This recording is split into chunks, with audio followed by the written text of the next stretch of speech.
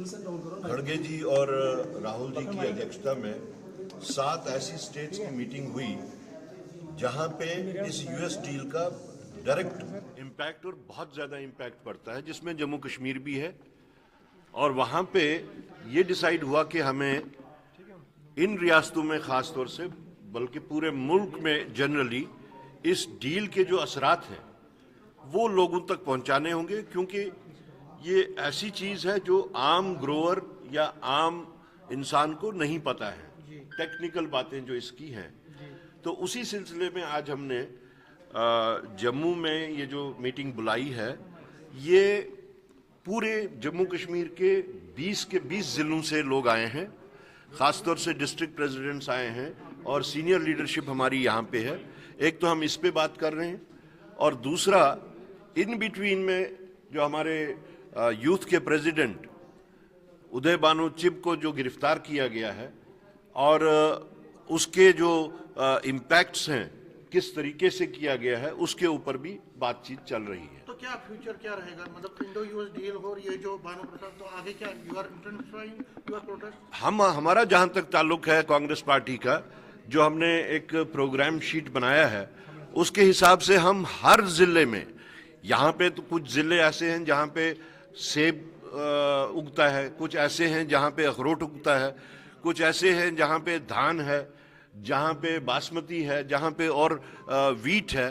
तो ये एग्रीकल्चर हो या हॉर्टिकल्चर हो या एपीकल्चर हो, जिस चीज़ में, इवन जम्मू में भी किश्तवाड़ में सैफरान है, वहाँ गुच्छी है, पामपोर में सैफरान है।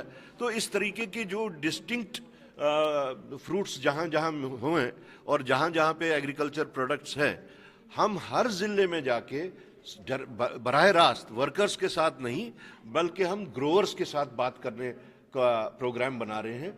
और उनके साथ एक तो उनकी क्या डिफ़िकल्टीज़ हैं, जैसे अभी अंदर सुनने को मिल रहा है, कुछ ऐसे इम्पैक्ट सुनने को मिल रहे हैं जो आम लोगों को नहीं पता है, वो सिर्फ ग्रोअर्स को पता है। तो हम वो सारा डाटा कलेक्ट करके उसके ऊपर फिर फर्दर लाइन ऑफ एक्शन जो है, एक तो वो करेंगे। दूसरा, जहाँ तक प्रोटेस्ट का ताल्लुक है, हमने कल भी प्रोटेस्ट किया, वो इस यूएस डील के वास्ते भी किया, वो हमने उदय भानु चिब की गिरफ्तारी के वास्ते भी किया। तो ये हमारा सिलसिला जो है, ये एक एजुकेटिव कहें या इंफॉर्मेटिव कहें, और उसके बाद में वी मे गेट इनटू जो प्रोटेस्ट मोड है उसमें भी हम जा सकते हैं।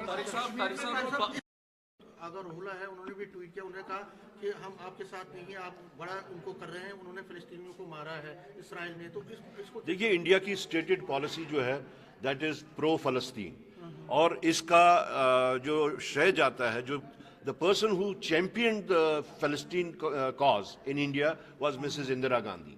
तो हम तो हर तरीके से, अगर इंडियन पॉलिसी चेंज भी अगर होती है, जो कि हम होने नहीं देंगे, अगर इंडियन पॉलिसी चेंज भी होती है, we stand, India stands with the Palestine. लेकिन तारिक साहब, सरकार ने भी कई बार कहा है कि टू स्टेट सॉल्यूशन के फेवर में सॉरी, सरकार ने भी कई बार कहा है कि that we are in the favour of two state solution when it comes to the conflict in the West Asia.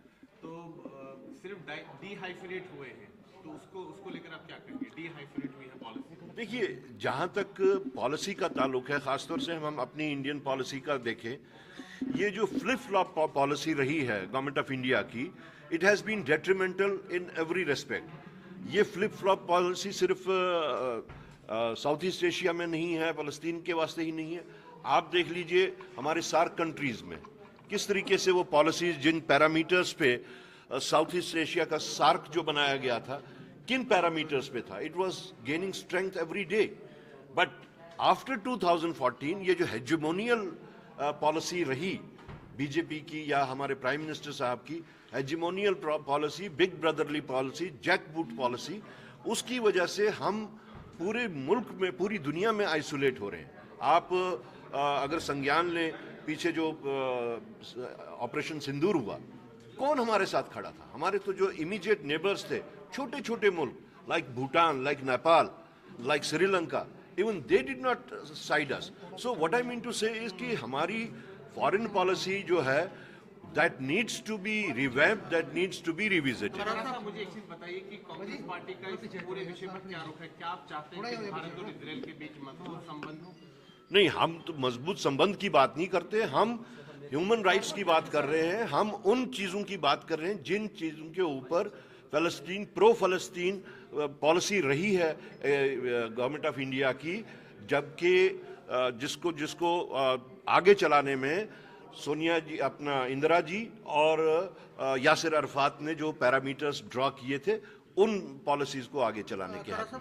Rahul Gandhi के नेतृत्व में इंडिया ब्लॉक करे, उनको नेतृत्व या ना करे, उस पर थोड़ा बवाल मचा हुआ, लेकिन उमर अब्दुल्ला ने उनकी नहीं, तारीफ कोई की। बवाल नहीं मचा हुआ है।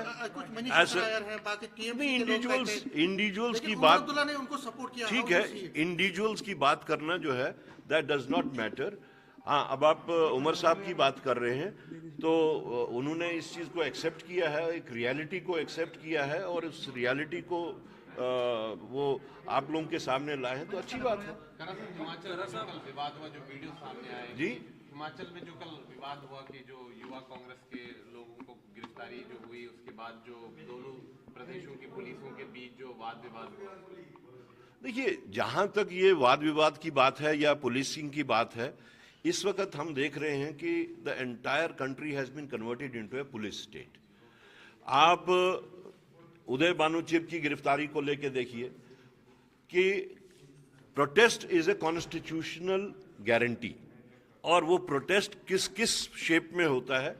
आप उसको आज कह रहे हैं कि ये इससे हमारे जो मुल्क की जो छवि है वो खराब हो रही है, तो उसका अगर देखा जाए, मुल्क की छवि खराब करने का प्रोसेस देखा जाए और तरीका देखा जाए और उसकी इंटेंसिटी और मैग्नीट्यूड देखा जाए, तो वो तो प्राइम मिनिस्टर साहब तो सबसे पहले he is the flag bearer for the embarrassment of this country. वो चाहे आप सीज फायर जो हुआ उसको लेके करें, आप जो पाकिस्तान को आपने कहा कि हम आपके ठिकानों पे हमला नहीं कर रहे हैं, हम टेररिस्ट कैंप्स पे कर रहे हैं, उसको लेके करें, आप इस यूएस डील को लेके करें, तो everywhere you will find that the Prime Minister is compromised. He has bowed before the US, और उस चीज को लेके कांग्रेस पार्टी जो है वो पूरे मुल्क में इस वक्त लोगों के साथ में जुड़ के उनके बात आगे वाली है बजट सेशन में, वो है पावर प्रोजेक्ट। हमारे तो ऑलरेडी कुछ पावर प्रोजेक्ट्स हैं जो एनएचपीसी को वापस देने हैं, जैसे सलाल, अभी तक वो नहीं दिए, बट अगर ऐसी कोई चीज होती है तो I think the house will have the unanimity in it.